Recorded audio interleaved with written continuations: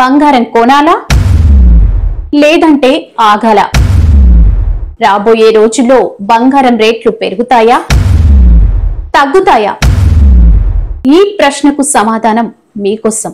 ఎందుకంటే securities exchange board of India తీసుకుంటున్న కీలక నిర్ణయం మీ పెట్టుబడుల ఫ్యూచర్ ను మార్చబోతుంది.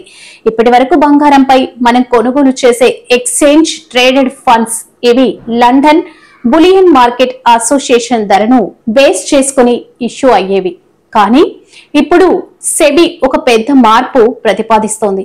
ఈటీఎఫ్ బాండ్స్ రేటును ఇకపై మన దేశీయ మార్కెట్ ధరల ఆధారంగా నిర్ణయించాలని తెలుస్తుంది. ఇది అంటే ఏంటి అంటే ఇకపై హైదరాబాద్ లేదా ముంబై స్టాక్ మార్కెట్ రేట్ల ఆధారంగా ఈటీఎఫ్ల ధర ఫిక్స్ అవుతుంది.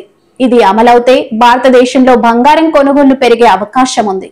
ఎందుకంటే ఇక్కడి ధరల ఆధారంగా ఈటీఎఫ్ ఇన్వెస్ట్మెంట్స్ చేయడం అనేది ముఖ్యంగా చిన్న పెట్టుబడిదారులకు సులభం అవుతుంది. అలాగే మరొక అంశం ట్రంప్ తీసుకుంటున్న నిర్ణయాల ప్రభావం కూడా ఉంది. రష్యా నుంచి ఆయిల్ కొనొద్దని ట్రంప్ బెదిరిస్తున్నాడు. కానీ మోడీ గనక తక్కువ రేటుకి ఆయిల్ కొనుగోలు చేస్తే అంతర్జాతీయ యంగా డాలర్ డిమాండ్ తగ్గుతుంది. అప్పుడు బంగారం ధరలు తగ్గే అవకాశం కూడా ఉంది.